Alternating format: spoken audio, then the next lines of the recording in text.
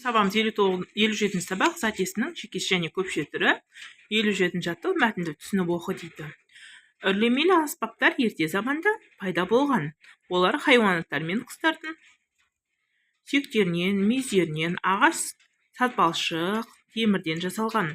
Қазақ халқында үрлемелі музыка аспаптар көп. Олар сыбызғы, саз-сырнай, үскірік, керней, қамыс сырнай, мүйіз сырнай. Мәтін не туралы айтылған дейді? Ұлттық аспаптар туралы, қазақ халқының үрлемелі аспаптары туралы. 55-ші жаттығу аспаптардың атын көпше түрде жаз дейді. Бір жерде не көрді? Сырнай, қобыз, жетіген көріп тұрмыз, е? Енді былай жазамыз, қараңыздар. Сырнайлар, қобыздар, жетігендер деп жазамыз дейді көпше.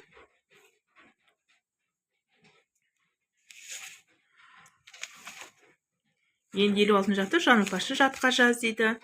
Аралар, орманның бойын аралар. Гүлден сорып балалар. Бал тәтті ғой балалар. Зат есімнің жекеше және көпше түрлерін тап дейді. Бұл жерде қараңыздар, жекеше түрлері зат есім ара, орман, гүл, бал екен. Ал көпше түрі болса аралар, балалар екен, е? Үстіп, міне. Балалар екен, е? Жекеше түрі. Нау көпше түрі екен.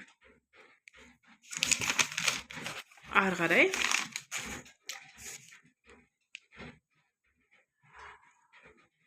Елу жетінші жаттығу тәжірибе жаса, өшіргіштен қаламдар, дәптерлері сөздердің түбірін қағазбен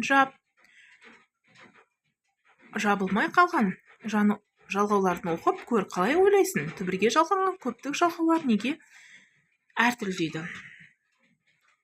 Түбір сөздің соңғы дыбысы қатан болса, көптік жалғау қатан дауыссыздан болады. Түбір сөзден соңғы дыбысы үнді болса, көптік жалғау ұян немесе үнді дауыссыздан бастап жалғанады.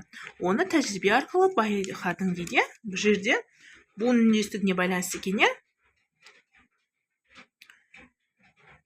58-ші жаттығу сұрақтар бойынша домбыраны сипаттап, мәтін құрастыр дейді, е? Сұрақтарға жауап береміз. Домбыра қандай аспап? Домбыра ұлттық музыка аспап, е? Міне. Домбыра ұлттық музыкалы аспап.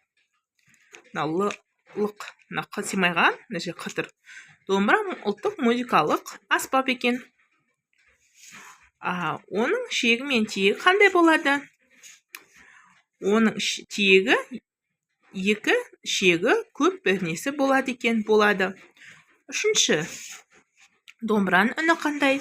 Домбыраның үні қоңыр үнді. Күмбірлеген, е? Үсіп жазсақ болады екен.